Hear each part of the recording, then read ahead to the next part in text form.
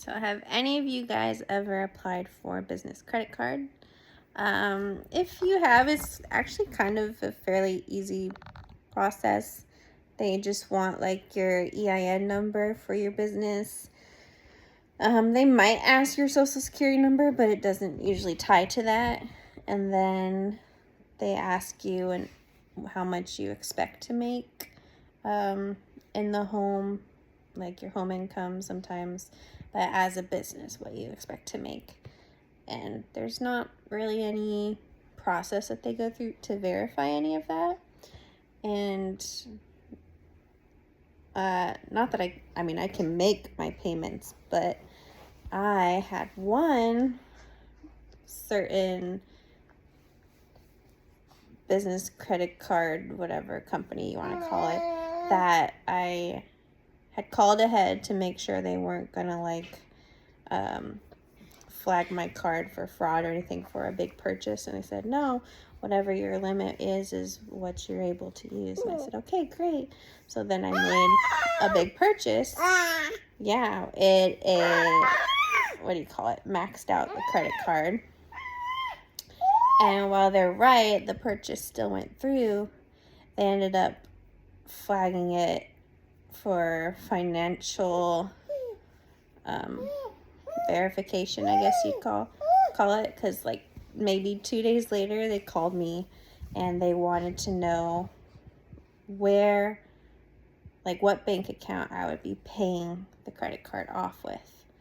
And it's a 0% 1 year entry type business credit card, so that's really nice, and I'm gonna pay it back before that year is over. But I mean, to put it simply, I'd say they kind of freaked out, and they didn't want me, well, not that they didn't want me, but they wanted me to provide bank statements that had my name on them.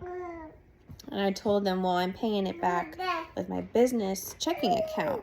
But my business checking account doesn't have my name. It has my business name, as it should. Well, so that wouldn't work for them. They wanted me to use a different bank account that would have my name. And at this point, I didn't have my own bank account because I don't have a W-2. My husband is the one that works. I stay home with the baby. And so my name is not on our family bank account. And to get me added, it would still take 2 months for me to be able to produce those 2 bank statements that they would like that show my name as an authorized signer or owner. You can't use old statements because it won't show my name. And they didn't want a letter from the bank either that says or verifies for them Kirsten is an authorized signer owner of this bank account ending in, whatever our last 4 are, which should be good enough for them, but apparently not. But yeah, I also have to say that when they call me, like whatever they're asking for, if I'm able to do it, I send it within that day or the next day. And then they take 2 or 3 weeks to even follow up anyways themselves. So that's kind of annoying waiting on them. And then, and we have a HELOC, which does have my name on it, but they wouldn't accept that as a proof of income. And I'm like, why not? It's cash. It's right there. It shows that I have the funds to be able to pay you off. So that's just been very frustrating. And not that I wouldn't keep working with this company, but I don't know.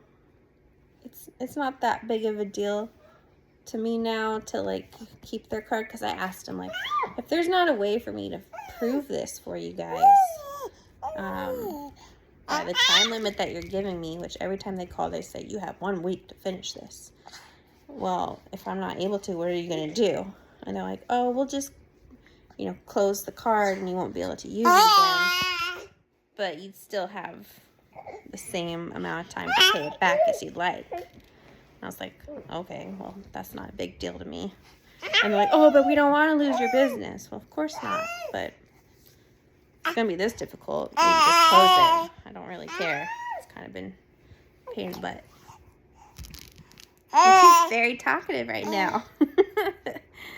But, yeah, that's just kind of been where we're at. So I would say, make sure you have a bank account that you're going to pay that card off with that has your name on it. Because otherwise you're going to have the problems that I've been having lately. Oh, and each time, so I paid it with my business bank, and they didn't like that, right? So they told me I had to make a payment. They're like, it could be $10, doesn't matter. But I need you to make a payment with a different account that does have your name.